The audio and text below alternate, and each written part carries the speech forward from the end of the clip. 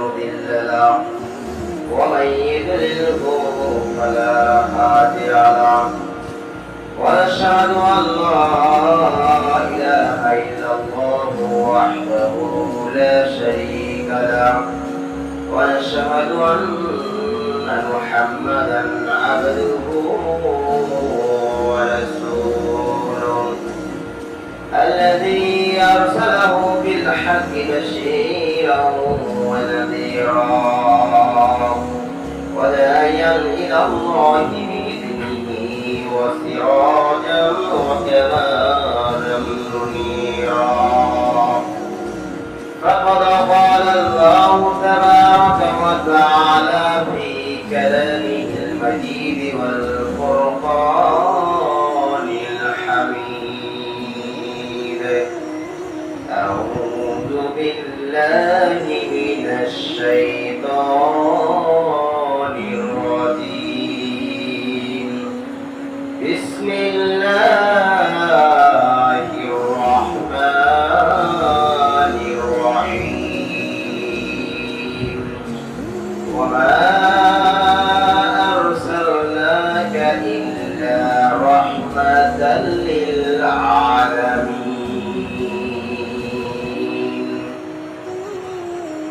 عن أبي هريرة رضي الله تعالى عنه قال رسول الله صلى الله عليه وسلم ليس منا من لم يرحم صغيرنا ويوقر كبيرنا وقال رسول الله صلى الله عليه وسلم من غسنا فليس منا প্রশংসা আল্লাহ তাআলার জন্য যে আল্লাহ সুবহানাহু ওয়া তাআলা আমাদেরকে সুস্থ রেখে মসজিদে আসার বসার তৌফিক দান করলেন। এজন্য আমরা প্রাণ খুলে বলি আলহামদুলিল্লাহ। দরুদ ও শান্তির ধারা বর্ষিত হোক রাসূলের প্রতি, সকলে বলি সাল্লাল্লাহু আলাইহি ওয়াসাল্লাম। সম্মানিত উপস্থিতি, আজকে আমার আলোচনার বিষয় হচ্ছে যে রাসূলুল্লাহ সাল্লাল্লাহু আলাইহি ওয়াসাল্লাম কতগুলো মানুষকে উম্মতের দলভুক্ত থেকে বাতিল করেছেন। পৃথিবীতে সব মানুষই আল্লাহ রাসূলের উম্মত, কিন্তু যারা নাফরমান, যারা কুফরি কালাম করে, তারা তো রাসূলের উম্মত নয়। কিন্তু যারা আমরা উম্মত বলে মনে করি, যারা আমরা রাসূলের উম্মত বলে দাবি করি, এদের মধ্যে থেকে আল্লাহ রাসূল সাল্লাল্লাহু আলাইহি ওয়াসাল্লাম বলেছেন এই মানুষরা আমার উম্মতের দলভুক্ত নয়। তাহলে যদি আল্লাহ রাসূল সাল্লাল্লাহু আলাইহি ওয়াসাল্লামের উম্মতের দলভুক্ত না হওয়া যায়, তাহলে যত আমরা ইবাদত বন্দেগী করি আমাদের কোনো কাজে আসবে না। তাহলে উম্মতের দলভুক্ত হতে গেলে আমাদের ওই কয়েক শ্রেণীর ব্যক্তির যে আমল, আখলাক, চরিত্র, কালচার সবগুলো থেকে দূরে থাকতে হবে। যদি আমরা ওই কাজগুলো থেকে দূরে থাকতে পারি, যে সমস্ত কাজগুলোর জন্য আল্লাহ রাসূল সাল্লাল্লাহু আলাইহি ওয়াসাল্লাম উম্মতের দলভুক্ত করেন না, সেই কাজগুলো আমাদের মধ্যে যদি থেকে থাকে, যদি আমাদের মধ্যে থাকে, তাহলে এগুলো থেকে আমাদেরকে দূরে থাকতে হবে, এগুলোকে বর্জন করতে হবে, বাতিল করে দিতে হবে। এমনকি কেউ যদি উম্মত হিসেবে দাবি করতে চায়, তাহলে তাকে পরিষ্কার মন নিয়ে রাসূলের অনুসরণ করে আল্লাহ ও রাসূলের দেওয়া পদ্ধতি অনুযায়ী তাকে চলতে হবে, তাহলে রাসূলের উম্মত হওয়া যাবে, নচেত হওয়া যাবে না। সম্মানিত উপস্থিতি, আমি কোরআনুল কারীমের সূরা আম্বিয়ার 107 নম্বর আয়াত পাঠ করেছি, তার সঙ্গে একটি বুখারী ও মুসলিমের হাদিস পাঠ করেছি। আল্লাহ রাব্বুল আলামিন যদি তৌফিক দান করেন, এই হাদিস এবং কোরআনের আয়াতের উপর কথা বলে শেষ করব ইনশাআল্লাহ। সম্মানিত উপস্থিতি, আমি আবারও বিষয়টা বলি যে রাসূলুল্লাহ সাল্লাল্লাহু আলাইহি সাল্লাম কতগুলো মানুষের আমল আখলাক দেখে বলেছিলেন যে এই মানুষেরা আমাদের দলভুক্ত নয়, মানে মুসলমানদের দলভুক্ত নয়। দলভুক্ত হতে গেলে তাকে নিয়ম পদ্ধতির মধ্যে আসতে হবে। আল্লাহ রাব্বুল আলামিন বলেন, ওয়া আরসালনাকা ইল্লা রাহমাতাল লিল আলামিন। হে নবী, আমি তোমাকে পাঠিয়েছি বিশ্ববাসীদের জন্য রহমত স্বরূপ। আয়াতটা ছোট, কিন্তু আয়াতটাতে কত গভীরতা আছে যে হে নবী, আল্লাহ তাআলা বলেছেন হে নবী আমি তোমাকে বিশ্ববাসীর জন্য পাঠিয়েছি কি স্বরূপ? রহমত স্বরূপ, দয়া স্বরূপ। একজন নবীকে আল্লাহ তাআলা পাঠাইছেন, সেই জনাবে মুহাম্মদ রাসূলুল্লাহ সাল্লাল্লাহু আলাইহি সাল্লাম। ইতিপূর্বে কত নবী অতিক্রম করে চলে গেছে, কত নবী তার উম্মত নিয়ে চলে গেছে, কিন্তু শেষ নবী হযরত মুহাম্মদ সাল্লাল্লাহু আলাইহি ওয়াসাল্লামের উম্মত অন্যান্য নবীর উম্মতের চাইতেও বেশি। কিন্তু অন্যান্য নবীর চাইতে আমাদের নবীর উম্মত বেশি হওয়ার পরেও তারপরে বলেছিলেন যে এই মানুষগুলো আমার উম্মতের দলভুক্ত নয়। তাহলে কত বড় একটা কথা। কিন্তু আল্লাহ রাসূল সাল্লাল্লাহু আলাইহি সাল্লাম যখন হাসরের ময়দানে সিজদায় পড়ে যাবেন, তখন তার উম্মতের দিকে তাকাবেন। কিন্তু সেদিন যদি আমরা উম্মত না হতে পারি, উম্মত থেকে আমরা রাসূলের উম্মত যেগুলো রাসূলের উম্মত হবেন, তাদের চেহারা মোবারক দেখলে, তাদের ওযুর অঙ্গ প্রত্যঙ্গগুলো দেখলে আল্লাহ রাসূল সাল্লাল্লাহু আলাইহি ওয়াসাল্লাম তাকে চিনতে পারবেন যে এটা আমার উম্মত। কিন্তু এমন কতগুলো মানুষ এমন চরিত্র এমন আখলাক নিয়ে দুনিয়াতে চলেছিল, কিন্তু সে উম্মত বললেও তার কোনো ফায়দা হবে না। তো আমি কয়েক শ্রেণীর মানুষকে বের করেছি হাদিস থেকে, যে এই মানুষগুলো যে এই কাজগুলো যদি করে তাহলে রাসূলের উম্মত হতে পারবেন না। হাদিসে এগুলো উল্লেখ রয়েছে। তো এক নম্বর হচ্ছে যে ব্যক্তি নবীর সুন্নাহর প্রতি বিমুখ, এই ব্যক্তি আমাদের দলভুক্ত হবেন না, মানে মুসলমানদের দলভুক্ত হবেন না।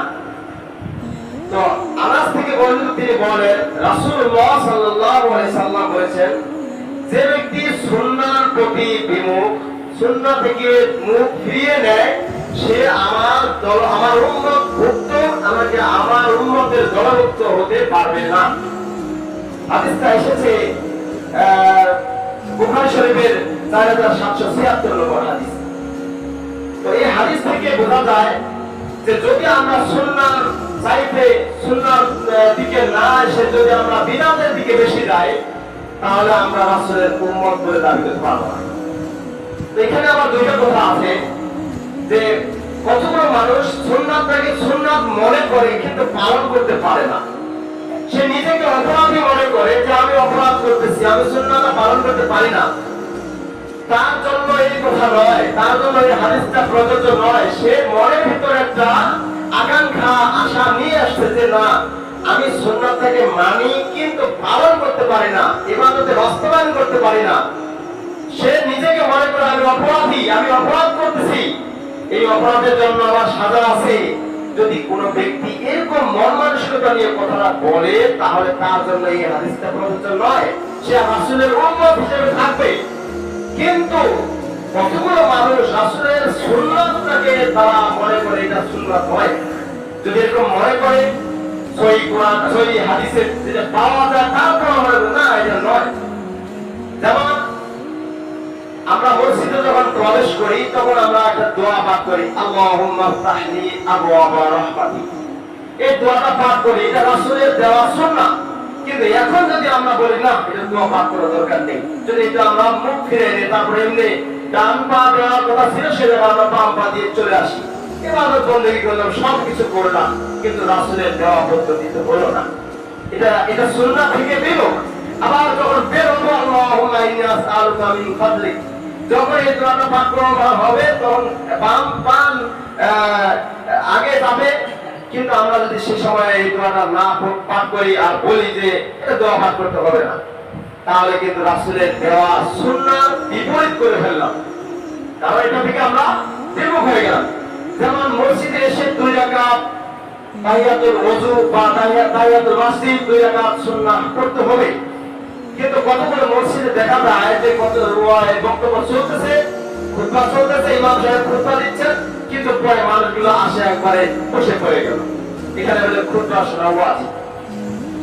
কিন্তু রাসূল সাল্লাল্লাহু আলাইহি ওয়াসাল্লামের হাদিস থেকে যেটা আমরা পাই যে রাসূল সাল্লাল্লাহু আলাইহি ওয়াসাল্লাম দাঁড়িয়ে খুতবা দিচ্ছিলেন, এমন সময় এক ব্যক্তি এসে বসলেন। বলেন, তখন আল্লাহ রাসূল বললেন যে তুমি কি সালাত আদায় করেছো? যে না, আমি সালাত আদায় করি। তুমি সালাত আদায় করো। তাকে খুতবা মাত্রকে তাকে নির্দেশ করা হচ্ছে তুমি সালাত আদায় করো, তারপর তুমি বসো। তাহলে এই হাদিসটা মানবো নাকি মানুষের দেওয়ার পদ্ধতিটা মানবো? রাসূলের হাদিসটা আগে মানবো। যদি আমরা মানি তাহলে রাসূলের উম্মত হিসেবে আমরা স্বীকৃতি দিতে পারবো। আর যদি মনে করি না এটা হাদিস নয়, রাসূল বলছে পূর্বে যাবার, এখন আমরা মানি না, যদি এরকম কথা বলা হয় তাহলে রাসূলের একটা সুন্নাহ বিমুখতা, মানে তার রাসূলের সুন্নাহ থেকে আমরা মুখ ফিরিয়ে দিই না।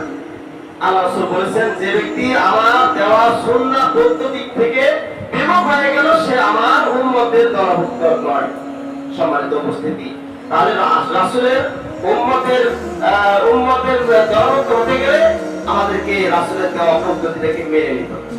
2 নম্বর, যে বড়দের সম্মান করে না সে আমার দলভুক্ত নয়। রাসূল বলেছেন যে বড়দের সম্মান করে না।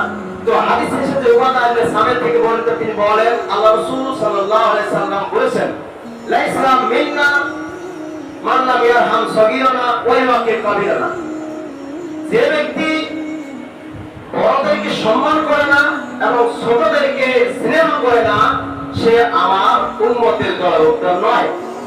রাসূল সাল্লাল্লাহু আলাইহি ওয়াসাল্লাম এই কথা বলেছেন। তো এখন আমরা বড়দের এমন পর্যায়ে যে বড় হয়েছে আমরা সম্মান দিতে পারি না, সম্মান দিতে চাই না।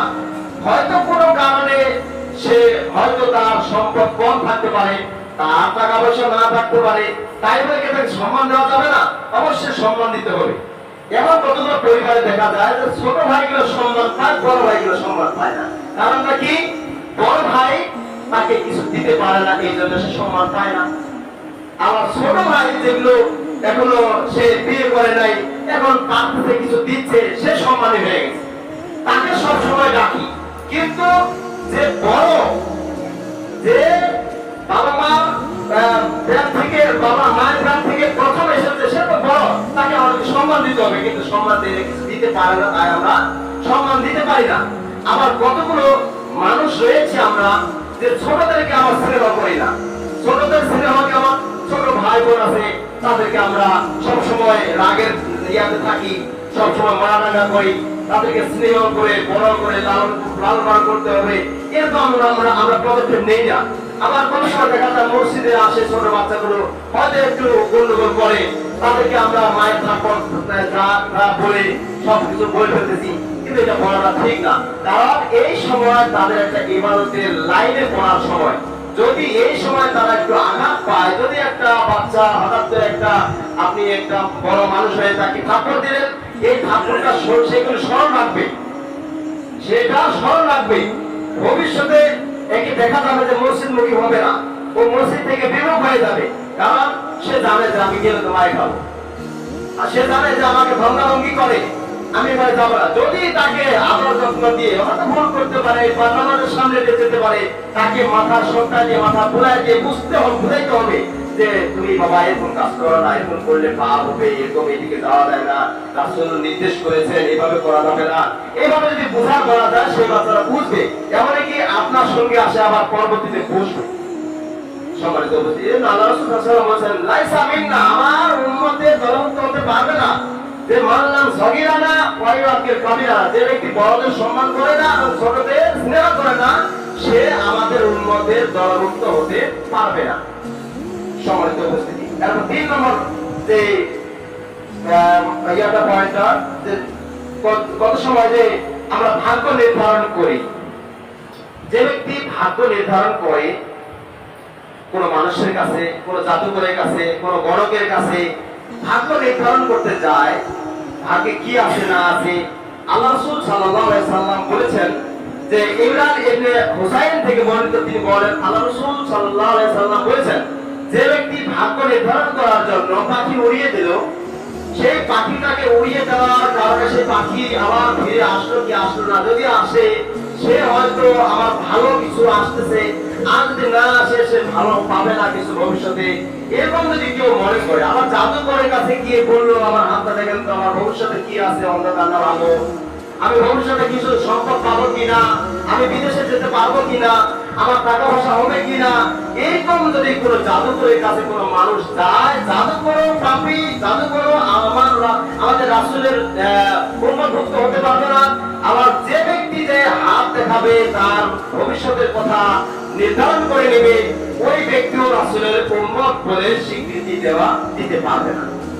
সে উম্মতে দলভুক্ত হতে পারবে না, সে উম্মতের দলভুক্ত থেকে সে বহিষ্কার হয়ে যাবে যদি কেউ ভাগ্য নির্ধারণ করে জাদুকরের কাছে গিয়ে বা পাখির মাধ্যমে উড়িয়ে দেওয়ার পরে তাই সে মনে মনে ভাবে যে আমার ভবিষ্যৎ ভালো কি খারাপ সবকিছু সে বুঝতে পারে, এরকম মন মানসিকতা নিয়ে আসে, তাহলে রাসূলের উম্মত হিসেবে সে বলতে পারবে না যে আমি রাসূলের উম্মত। 4 নম্বরটা হচ্ছে যে ব্যক্তি অমুসলিমদের সাথে সম্পর্ক রাখে। আমরা মানুষ জাতি, আমরা মানুষে সম্পর্ক রাখি, মুসলমান সম্পর্কে রাখি। এমন কতগুলো ভাই আছে বা এমন কতগুলো বাচ্চা আছে যে তারা অমুসলিমদের সাথে, হিন্দু খ্রিস্টান বৌদ্ধ, তাদের সাথে সম্পর্ক রাখতে চায়। তারা এমন কতগুলো ভালো জিনিস দেখাইতে চায়, সেই ভালো জিনিসগুলো দেখে আকৃষ্ট হয়ে যায়। এই আকৃষ্ট হওয়ার জন্য আল্লাহ রাসূল সাল্লাল্লাহু আলাইহি সাল্লাম বলেছেন, যে ব্যক্তি কোন মুসলমান ব্যক্তি অন্য কোন ধর্মের অন্য কোন অমুসলিম মানুষের সঙ্গে যদি কোন সম্পর্ক সাদৃশ্য রাখে, যে ওই মানুষটা আমার এর মধ্যে কোনো পার্থক্য নেই, ও মানুষ আমিও মানুষ, এর মধ্যে কোনো পার্থক্য করবো না, যদি এরকম মন মানসিকতা নিয়ে আসে, তাহলে আল্লাহ রাসূল বলেছেন সে আমার উম্মতের দলভুক্ত নয়। সে যদি উম্মতের দলভুক্ত হতে চায় তাহলে তাকে সম্পর্ক তার সাথে সাদৃশ্য রাখাও যাবে না, সে অমুসলিম।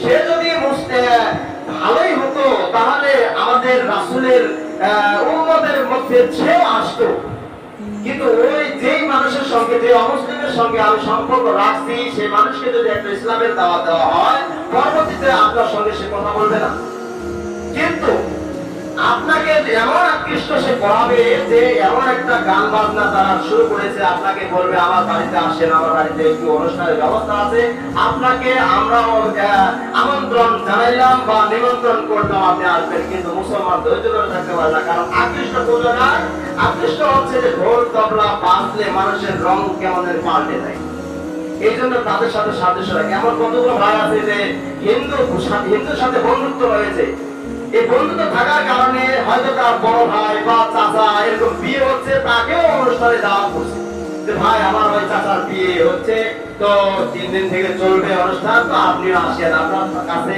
আমি দাওয়াত দিয়ে দিলাম। দাওয়াত তোমরা বলে আপনাকে প্রলোভন দেখিয়ে আপনাকে নিয়ে যাওয়ার চেষ্টা করি, কারণ ঢোল তবলা গান বাজনা শোনা তো হারাম। আল্লাহ রাসূল সাল্লাল্লাহু আলাইহি ওয়াসাল্লাম বলেছেন, আল-গিনা ওয়াইদুল নিফাকা কামা ইউদুল নিফাক কামা ইউদুল জাওরা জাওরা। যে এখানে বলা হয়েছে, আল্লাহ রাসূল সাল্লাল্লাহু আলাইহি ওয়াসাল্লাম বলেছেন, যে ব্যক্তি গান বাজনা শোনে, যে ব্যক্তি গান বাজনার দিকে আকৃষ্ট হয়, তার মধ্যে মুনাফিকি সৃষ্টি হয়ে যায়, তার অন্তরের মধ্যে মুনাফিকি সৃষ্টি হয়ে যায়। কারণ গান বাজনা এক সময় শুনতে দেখা গেল যে সে ইবাদত যতটুকু করছে সেটাও ভুলে গেছে, সে জোহরের নামাজ কয় রাকাত সেটাও বলতে পারে না, আসরের নামাজ কয় রাকাত সেটাও বলতে পারে না। ওয়ান তখন সময় হয়েছে এই আস্তে আস্তে, কারণ সে আকৃষ্ট হয়েছে গান বাজনার দিকে। আল্লাহ রাসূল বলেছেন, যে ব্যক্তি গান বাজনা শুনে তার অন্তরটা ওইভাবে মুনাফিকি সৃষ্টি হয়ে যায়, বাকি হয়ে যায়। কেমন ভাবে? যেমন একটা জমিনে আগে মরুময় প্রান্তর, মানে জমিনটাতে কোনো আবাদ হচ্ছে না বা কোনো আবাদ ফসলাদি ভালো হচ্ছে না, সে সময় একটু পানি দিয়েছেন, পানি দিয়ে 2-4টা বীজ ছাদের ছিটায় দিয়েছেন, সেই ছিটায় দেওয়ার পরে বীজগুলো গজানোর পরে আবার পানি দিলেন, সার দিলেন, দেখলেন যে একবারে কমকে হচ্ছে, উপরে উঠে গেল, কারণ সে একটু পানি পেয়েছে, রস পেয়েছে, তার সতেজ হয়ে গেছে তার ফসলটা। সেরকম ভাবে মানুষ যখন গান বাজনা শুনবে তখন তার মনটা ওই এমন ভাবে সতেজ হতে থাকে, মানে খারাপের দিক দিয়ে বেশিটা চলে যায়। আল্লাহ রাসূল সাল্লাল্লাহু আলাইহি ওয়াসাল্লামের হাদিসটা তো ঠিকই আছে, কারণ যে ব্যক্তি গান বাজনা বেশি বেশি শুনবে তার দেখবেন যে অন্তরের ভিতরে মুনাফিকিটা বেশি বেশি বাড়তি হবে, সে অন্তরের ভিতরে মুনাফিকিটা বেশি লালন পালন করার চেষ্টা করবে। সম্মানিত উপস্থিতি, তাই আমরা অন্য অমুসলিমদের সাথে কোনো সাদৃশ্য রাখবো না, তাদের সাথে বন্ধুত্ব আমরা বজায় রাখবো না, কারণ তারা বন্ধু হতে চায় না, তারা ওদের ধর্মের দিকে আকৃষ্ট করতে চায়। আর আমাদের ধর্মের মানুষ না বুঝে তাদের কাছে আমরা ধর্ণা হয়ে যাই। যেমন ইহুদিগুলো, তারা ওদের ধর্মে কিভাবে নিয়ে যাবে কত পায় তারা চালাচ্ছে, কিন্তু কতগুলো মানুষ ফিরে যাচ্ছে। যারা বুঝে না, যারা শিক্ষিত নয়, যারা একটু কোরআন হাদিস ভালো মতো বুঝতে চায় না, বুঝে না, তারাই কিন্তু ইহুদিদের সাথে চলে যায়। ইহুদিদের আল্লাহ রাসূল সাল্লাল্লাহু আলাইহি ওয়াসাল্লাম বলেছেন ইহুদিদের প্রলোভন অভিবাদন কিন্তু একটা আছে, সেটা হচ্ছে তারা আঙ্গুল দিয়ে ইশারা করবে। আঙ্গুল দিয়ে ইশারা করলে বুঝে নিতে হবে সে তোমাকে টেনে নিয়ে চলে যেতে চায়। খ্রিস্টানের জন্য হাত দ্বারা ইশারা করবে, খ্রিস্টানরা যদি হাত দ্বারা অভিবাদন করে তাহলে মনে করতে হবে তাকে কেমন যেন একটা অভিবাদন জানালে অনেকে দাওয়াত করলো, তার ধর্মের দিকে আকৃষ্ট হয়ে যাবে। তো ইহুদি ধর্মের জন্য ইহুদি ধর্মের সাথে সাদৃশ্য রাখা যাবে না। কতগুলো ভাইকে আমি আগেও বলেছি যে তাদের পোশাক আশাক তারা যেমন ব্যবহার করে ওই সমস্ত পোশাক আশাক আমরা যাতে ব্যবহার না করি। তারা বড় বড় খেলোয়াড় হতে পারে, তারা বড় বড় ক্যামেরায় তারা আসতে পারে, তাই বলে তাদের সাদৃশ্য আমরা রাখবো এটা রাখা যাবে না। সম্মানিত উপস্থিতি, তাই আমরা অমুসলিমদের সাথে সম্পর্ক সাদৃশ্য রাখা থেকে বিরত থাকবো। আরেক শ্রেণী রয়েছে যে কতগুলো মানুষ আছে, যে কতগুলো আবার নারী আছে, যে মেয়েগুলো বা নারীগুলো এরা চায় পুরুষের সাদৃশ্য ধারণ করতে। আবার কতগুলো পুরুষ আছে যে মহিলাদের সাদৃশ্য ধারণ করা। যে ব্যক্তি যেই নারী পুরুষের সাদৃশ্য ধারণ করতে চায়, আল্লাহ রাসূল সাল্লাল্লাহু আলাইহি ওয়াসাল্লাম বলেছেন ওই নারী আমার উম্মতের দলভুক্ত নয়। আবার কতগুলো পুরুষ এই মহিলাদের সাদৃশ্য ধারণ করতে চায়, আল্লাহ রাসূল বলেছেন যে এই ব্যক্তি আমার উম্মতের দলভুক্ত নয়। এখন কতগুলো নারী পুরুষের সাদৃশ্য, যেমন কতগুলো নারী আছে যে আমাদের গ্রামগঞ্জে দেখা যায় না, কিন্তু শহরে বন্দরে যাবেন সেখানে দেখবেন যে প্যান্ট আর শার্ট পরে টাই টুই পরে চলে বেড়াচ্ছে, রাস্তাঘাটে বেড়াচ্ছে। এই পুরুষের পুরুষের ইয়েটা নিয়ে নিছে। পুরুষ যেভাবে একটা প্যান্ট শার্ট পরে বেড়ায় বা মাথায় ক্যাপ দেয় বা চশমা লাগায়, চুলগুলো ছোট ছোট রাখে, সেরকম ভাবে কতগুলো নারী দেখা যায় যে প্যান্ট শার্ট সবকিছু পরছে, পরার পর চুলগুলো খাটো করে রাখছে। এখন তাকে ভাই বলবেন না বোন বলবেন বোঝা যাচ্ছে না, কারণ এখন কতগুলো বোঝা যায় যে তার তো দাড়িও সেরকম হয়নি, তাকে বুঝবো যে দাঁড়িয়ে আছে এ হয়তো নারী, এটা তো বোঝা যায় না। তো আসলে এই নারীকে আল্লাহ রাসূল সাল্লাল্লাহু আলাইহি ওয়াসাল্লাম অভিশাপ করেছেন, এমনকি বলেছিলেন যে আল্লাহ রাসূল বলেছেন যে এ আমার উম্মতের মধ্যে নয়। কতগুলো পুরুষ নারীদের মতো, নারীরা যখন কাপড় চোপড় পোশাক আশাক পরে সেরকম ভাবে তারাও পোশাক আশাক করতেছে, আল্লাহ রাসূল বলেছেন এও আমার উম্মতের দলভুক্ত নয়। তাহলে উম্মতের আল্লাহ রাসূলের উম্মতের দলভুক্ত হতে গেলে আমাদেরকে নারীদের সাদৃশ্য আর নারীরা পুরুষের সাদৃশ্য থেকে বিরত থাকতে হবে। কারণ তার যেটা পোশাক আশাক, যেটা আল্লাহ রাসূল নির্ধারণ করে দিয়েছে যে মহিলাদের জন্য ঢিলা ঢালা পোশাক পরতে হবে, টাই ফিটিং পরা যাবে না। আবার পুরুষেরা এরাও ঢিলা ঢালা পোশাক পরবে, এরাও টাই ফিটিং পরা যাবে না। কিন্তু এরপর যদি আমরা টাই ফিটিং পরি তাহলে অন্যান্য অমুসলিম যারা রয়েছে অন্য দেশের মানুষেরা যেমন ভাবে কালচার নিয়ে চলে তেমনই ভাবে হয়ে গেল, তাদের সাথে সাদৃশ্য হয়ে গেল। তাদের সাথে সাদৃশ্য করা মানে কিয়ামতে বা আসরের ময়দানে দেখা গেল তাদের সাথে হাসর নাসর হয়ে যাবে। সম্মানিত উপস্থিতি, আমরা যেই জাতির অনুসরণ করব সেই জাতির সাথে আমাদের হাসর নাসর হবে, আসরের ময়দানে তাদের সাথে উত্তরণ করা হবে। কিন্তু আমরা দুনিয়াতে আমরা মনে করি কি আমরা শেষ নবীর উম্মত, আমরা শেষ নবীর উম্মতি হিসেবে আছি, আমরা এটা দাবি করি। কিন্তু দুনিয়াতে করলেন, কিন্তু পরকালে গিয়ে হাসর নাসর হয়ে গেল খ্রিস্টানদের সাথে, ইহুদিদের সাথে, তখন কি করবেন? এই জন্য সময় থাকতে এগুলোকে পাল্টাই নিতে হবে, পাল্টে আসতে হবে যে না, ওদের সাথে আমাদের কোনো সম্পর্ক থাকতে পারে না।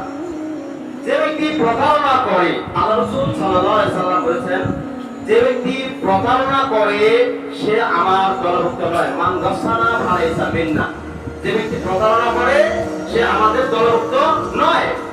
এখন আমরা প্রতারণা করি কিনা দেখি, যে আমাদের ভিতরে আছে কিনা।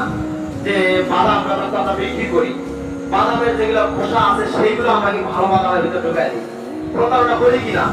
একজন ক্রেতা কিনবে আর আমরা বিক্রেতা বিক্রি করব, সেখানে করে কি বাদামের ভিতর খোসা বাদাম গুলো ঢুকাই দিচ্ছি, ধানের ভিতর খাস্তা গুলো ঢুকাই দিচ্ছি, এটাকে আমরা প্রতারণা করি না। আল্লাহ রাসূল সাল্লাল্লাহু আলাইহি সাল্লাম এক খাদ্যের স্তূপ খাদ্যের ঢিপ রয়েছে তার পাশ দিয়ে যাচ্ছিলেন। তো আল্লাহ রাসূল মনের ভিতর খটকা দিলেন যে এই ঢিপটা কেমন দেখা যাচ্ছে, যেমন ভাব মনে হচ্ছে। তো আল্লাহ রাসূল সাল্লাল্লাহু আলাইহি ওয়াসাল্লাম হাতটা নিচে ঢুকিয়ে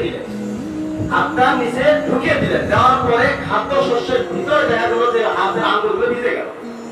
তো আল্লাহ রাসূল বললেন যে ও ভাই, তুমি এটা কি মালিক? যে হ্যাঁ আমি এই খাদ্য শস্যের মালিক। এটা কি তুমি বিক্রি করবে? যে হ্যাঁ অবশ্যই আমি বিক্রি করব। তো ভাই আমার আঙ্গুলগুলো ভিজে গেল, আমি হাতটা দিলাম ভিতরে, আমার আঙ্গুলগুলো ভিজে গেল। বলতেছে ও ইয়া রাসূলুল্লাহ, আপনাকে তো বলা হবে না, এটা বলা হয়নি। তো কথা হচ্ছে যে ওই বৃষ্টি আসছিল, তো বৃষ্টির পানি গড়িয়ে এসে আমার এই খাদ্য বস্তুগুলোকে ভিজে গেছে ভিতরে। উভয়গুলো ঠিক আছে। যে ভাই তুমি এটা কি করলে? তুমি ভিতরে গুলো উপরে রাখলে না কেন? তুমি ভিতরে গুলো উপরে রাখলে না কেন? তখন আল্লাহ রাসূল সাল্লাল্লাহু আলাইহি ওয়াসাল্লাম তাকে হাদিসটা শুনিয়ে দিলেন যে মান গাসানা ফালাইসা মিন্না, যে ব্যক্তি প্রতারণা করে মানুষের সঙ্গে, এ আমার দলভুক্ত হতে পারে না। সম্মানিত উপস্থিতি, আমরা অনেক সময় প্রতারণা করেই ফেলি। এই প্রতারণা গুলো থেকে আমাদেরকে বিরত থাকতে হবে। কারণ যদি আমার সমস্যা থাকতে পারে বা ফসলের ভিতর সমস্যা থাকতে পারে, আমি বলবো যে ভাই আমার এই সমস্যা, এই যে আমি এইগুলো ফসল নিয়ে আসছি, আমার এগুলো আলাদা করেছি, এগুলো আবার অনেক কতগুলো মরিচ বিক্রি করতে যায়, মরিচের ভিতরে ওই খোসা মরিচগুলো ঢুকায় দেওয়া হয়। এগুলো ঢুকায় দিয়ে বস্তা অনুযায়ী বিক্রি করে দিয়ে লাভ কি হবে? সুপারি কিনতে যাবে, সুপারির ভিতরে ছোট ছোট সুপারিও ঢুকায় দেওয়া হয়, পচা সুপারিও ভিতরে ঢুকে দেওয়া হয়। আলু বিক্রি করতে যখন পচা আলু ভিতরে চলে যায়। তো এইভাবে পচা আবর্জনা ভিতরে ঢুকিয়ে দিয়ে প্রতারণা করা যাবে না। প্রতারণা যদি করি তাহলে রাসূলের উম্মত থেকে আমরা সরে যাব, বঞ্চিত হয়ে যাব। রাসূলের উম্মত হিসেবে আমরা দাবি করতে পারবো না। আল্লাহ রাসূল বলেছেন যে মান গাসানা ফালাইসা মিন্না, যে ব্যক্তি প্রতারণা করে আমার উম্মতের দলভুক্ত সে হতে পারবে না। যে ব্যক্তি মুসলমানদের উপর অস্ত্র ধরে, সে ব্যক্তি রাসূলের উম্মত বলে দাবি করতে পারে না। আল্লাহ রাসূল সাল্লাল্লাহু আলাইহি ওয়াসাল্লাম বলেছেন যে মুসলিম শরীফের একটা হাদিস এসেছে, মুসলিম শরীফের 101 নম্বর হাদিসে, যে 101 ও 2 নম্বর হাদিসে, যে ব্যক্তি মুসলমানদের উপর অস্ত্র ধরে, মুসলমানদের উপর যে ব্যক্তি মুসলমানদের উপর অস্ত্র ধরে, এ আমার উম্মতের দলভুক্ত নয়। সম্মানিত উপস্থিতি, চিন্তা করি যে বর্তমানে যে বাংলাদেশে চলতেছে, বাংলাদেশে যে আবহাওয়া চলতেছে বর্তমান একেবারে ভিন্ন। কারণ সেই শোনা গেল গোপালগঞ্জে যে অস্ত্র নিয়ে রাস্তা একবারে গ্রেফতার হয়ে গেছে। আর্মি পুলিশ বিডিআর কোনো কাজ হচ্ছে না, শুধু অস্ত্রের জন্য। তাহলে অস্ত্র তো আর্মি পুলিশদের হাতে আছে, তারা পালিয়ে যাচ্ছে, পুলিশ তো কোনো কথাই বলতে পারে না, ভূমিকা রাখতে পারে না। তো আল্লাহ রাসূল সাল্লাল্লাহু আলাইহি সাল্লাম বলেছেন যে ব্যক্তি মানুষের উপর মুসলমানদের উপর অস্ত্রটা ধরে উত্তোলন করে তোমাকে আমি মারবো, খালি এই কথা বলে, তাহলে এই ব্যক্তি আমার উম্মতের দলভুক্ত হতে পারবে না, উম্মতের মধ্যে নাই। কিন্তু দেখেন আমরা তো অনেক সময় ভুল করে বা কোথায় কোথায় নিয়ে আসি, ওই বটি নিয়ে ছুরি নিয়ে, ছুরি খেতে দিব একবারে, তোমাকে এই কাছিটা দিয়ে দিব, মানে এইরকম করে ভয় দেখাই। এই যে ছুরিটা উত্তোলন করা হলো, আলোচনার উপর উত্তোলন করা হলো, এই উত্তোলন করার জন্য আমরা উম্মত থেকে সরে আসি, কারণ রাসূলের উম্মত বলে দাবি করতে পারবো না। সম্মানিত উপস্থিতি, তাই এই বিষয়টা একটু চিন্তা ভাবনা করবো যে যারা অস্ত্র তোলে, অস্ত্র উপরে উঠায়, এই ব্যক্তি কোন সময়ের জন্য রাসূলের উম্মত হতে পারবে না। সে অস্ত্র কি এমন অস্ত্র, এমন যে রাস্তায় মানুষকে ফালায় দিয়ে একেবারে এমন ভাবে কুপাচ্ছে যে ভিডিও পর্যন্ত হচ্ছে। ভিডিওটা কিভাবে, যে মানুষটা ভিডিও করতেছে সে কি জড়িত নয়? সেও জড়িত, কারণ সে ভিডিও করতেছে কিন্তু সে বাধা দিতে পারতো, কিন্তু বাধা দেয় না। মানুষ এমন হয়েছে যে পশু প্রাণীর মতো।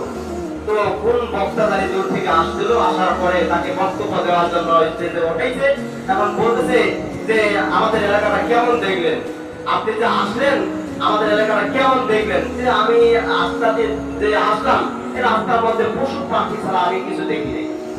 তো তার কথাটা ব্যাপারটা কি যে এত মানুষ থাকার পরেও আপনি মানুষ দেখলেন না, পশু প্রাণী দেখলেন? যে হ্যাঁ, আমি কতগুলো মানুষকে দেখেছি যে কতগুলো মানুষ একবার পশু প্রাণীর নেই, তারা পশু প্রাণীর মতো আচরণ করতেছে। তারা এমন আচরণ করে যে কতগুলো পশু প্রাণীর এরকম আচরণ করে না, তারা পশুর চাইতেও খারাপ। তো আমি পশু প্রাণী ছাড়া কিছু দেখিনি। সম্মানিত উপস্থিতি, তো আসলে আমরা এমন পর্যায়ে মানুষ এসেছি যে পশু প্রাণীগুলো এরকম হিংস্র প্রাণীগুলো হয় না, তাদের মধ্যে কিছু দয়া আছে কিন্তু আমাদের মধ্যে দয়া নেই।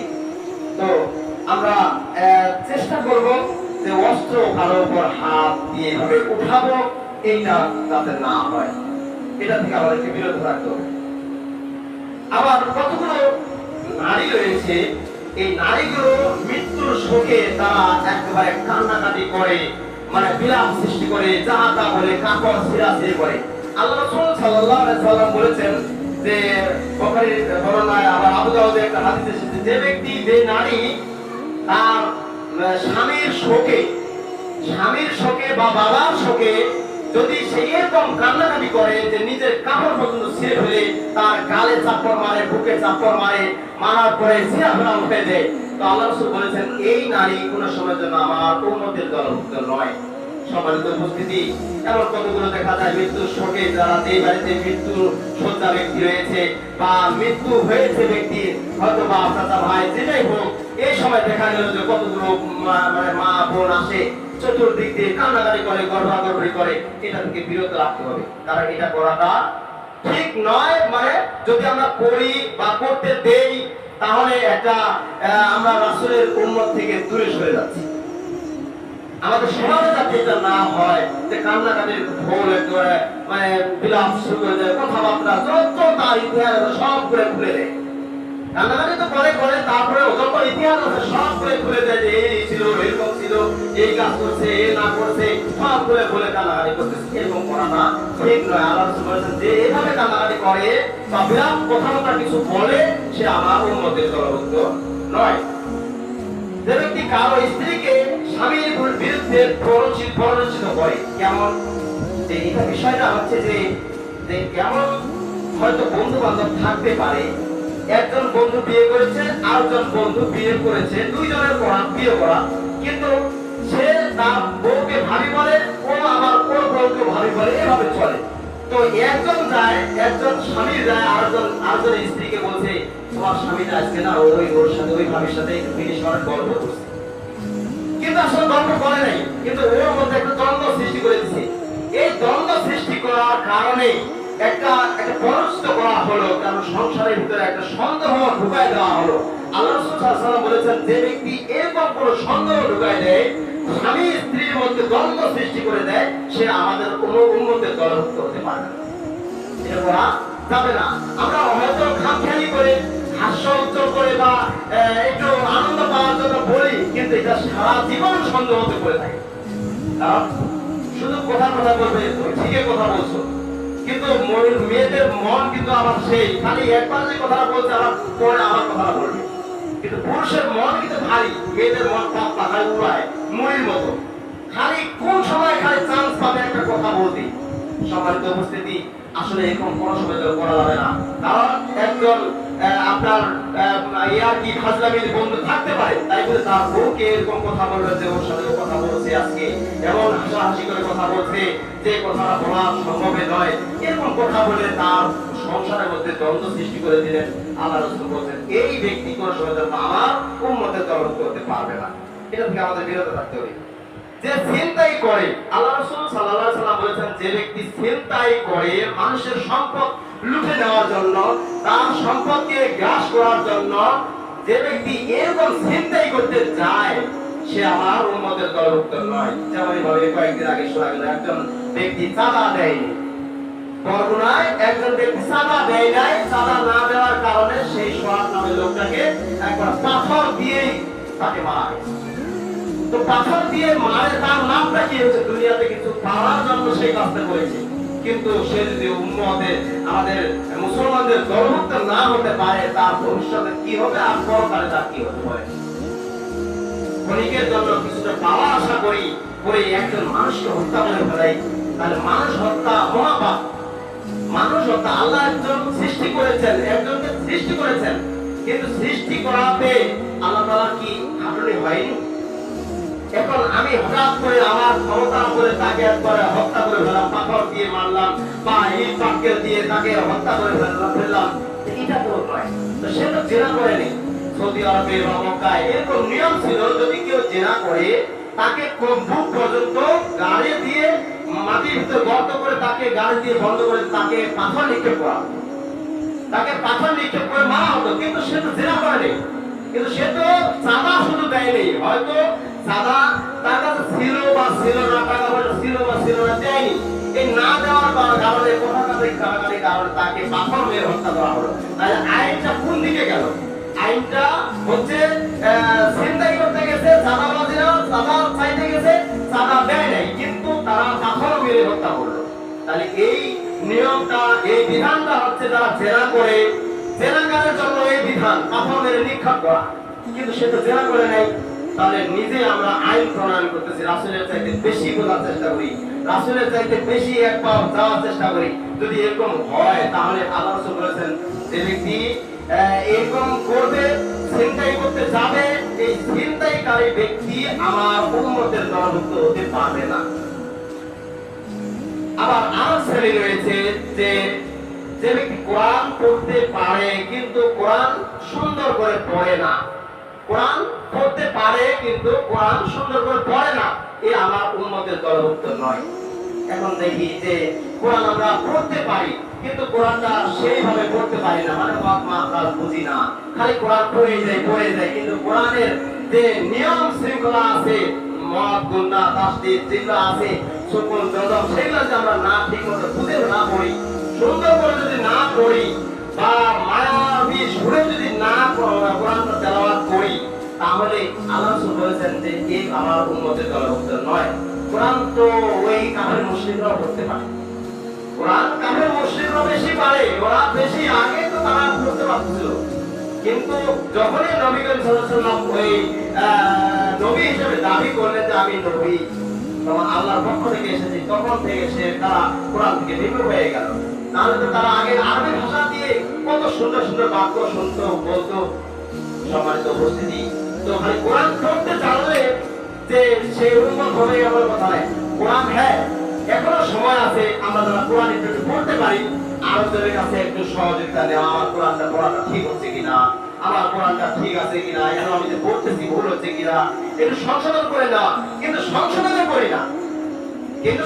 করি না, এমন কেউ যদি ভুল করেছে, আমি যদি বলি যে ভাই আপনার ভুল হয়েছে, এভাবে কোরআন তেলাওয়াত করা ঠিক নয়, বা এভাবে কোরআন তেলাওয়াত করলে ভুল হচ্ছে, আমরা একটা অক্ষর যদি ভুল করে ফেলি তাহলে অর্থটা অন্য দাঁড়াবে, এটা করাটা ঠিক নয়। তখন বলছে তুমি কি আমার সাথে বেশি জানো নাই? আমি আগে কোরআন পড়ে আসছে, তোমার বয়স কয়দিন? আমাকে আবার বলবে যে আমার বয়স কয়দিন? তো কথা সেটা নয়। আমরা চেষ্টা করব যতটুকু আমরা কোরআন পড়তে পারি, অন্তপক্ষে হরফগুলো ধরতে পারি, এই হরফগুলো যাতে 29টা হরফ যে আছে, 29টা হরফ একেবারে মাখরাজ অনুযায়ী করতে পারি। যেই জায়গা থেকে 29টা হরফ যদি একই হতো তাহলে তো কোনো সমস্যা থাকতো না, যে আলিফটা যেমন হয় তাটা তেমনই হবে, তাটা তেমনই হবে। যদি এরকম হতো তাহলে 29টা হরফের দরকার ছিল না, একটা হরফই হতো। কিন্তু 29টা হরফ 29 মতো, যেমন আরো শহীদ করে পড়ি, এটা 11টা হরফ, 11টা 11 মতো। আবার কফ আছে, কফগুলো এগুলো যেগুলো আছে সবগুলো ওই সবার মতো, কিন্তু কয়ের জায়গা খ বলা যায় না, কয়ের জায়গা গ বলা যায় না। সেরকম আরবি হরফ আলিফের জায়গা পা বলা যাবে না, পা জায়গা তা বলা যাবে না। সেরকম হরফগুলো আছে, চিহ্নগুলো আছে, জবরের জায়গা জের করেন, জেরের জায়গা জবর করেন। এটা আমাদের আসলে আমাদের সমাজে যেটা বেশি দেখা যায় না, আমরা লাহন বুঝি না। লাহন দুই প্রকার, লাহনে জারি, লাহনে খফি। লাহনে জারি হচ্ছে সেটাই যেটা হচ্ছে আরবি হরফগুলো যদি আমরা উল্টা করে পড়ি, যেমন হার জায়গা হা বলি, তাহলে আমরা লাহানে একটা জারি করলাম, লাহানে জারি, এটা বড়, এটা অক্ষর উল্টা পাল্টা করা যাবে না। আর লাহানে খফি সেটা হচ্ছে হরকতের, হয়তো জের জবর, যদি হয়তো জের জায়গা আপনি জবর করে ফেলেছেন, এতে কোনো সমস্যা কম হবে, তবে করাটা ঠিক নয়। এটা হচ্ছে লাহানের কপি। এই লাহান সম্পর্কে আমরা ধারণা রাখি না, বিশেষ করে আহলে হাদিস আন্দোলনের যেই আমরা মনে করি যে আমরা আহলে হাদিসের মানুষ, এই বেশি অংশ আমরা এই লাহান সম্পর্কে বুঝি। লাহানে জলি আর লাহানে কপি, এই দুইটা যদি আমরা জানি তাহলে আমরা কিন্তু কোরআন ভুল করে পড়তাম না। কিন্তু আমরা এই লাহান সম্পর্কে ধারণা রাখি, যদি আমরা ধারণা রাখি, নিজে কোরআনটা যতটুকু শিখছি ততটুকু ঠিক মতো পড়া যাবে। সূরা ইখলাসটাই পড়েন।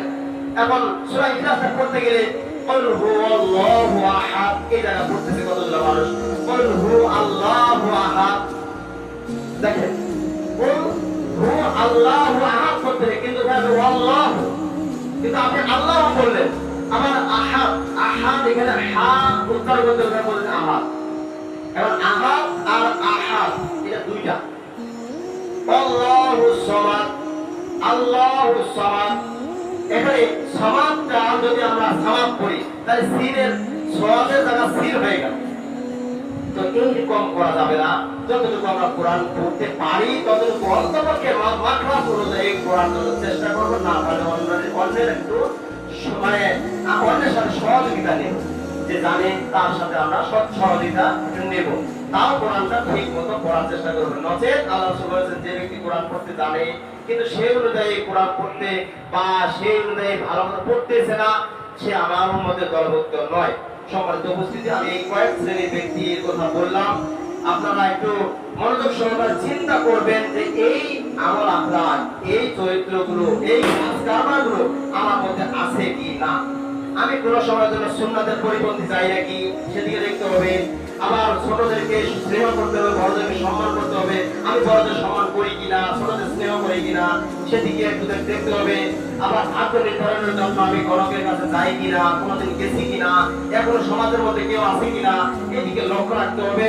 আবার অমুসলিমদের সাথে, যারা অমুসলিম তাদের সাথে সম্পর্ক রাখা যাবে না, তাদের সাদৃশ্য পালন করা যাবে না। তারা যেভাবে কালচার অনুযায়ী চলতে চায় তারা সেভাবে চলবে। আমাদের সমাজে আমাদের কালচার, আমাদের ইসলাম ধর্মে যা আছে সেগুলো নিয়ে আমরা চেষ্টা করব।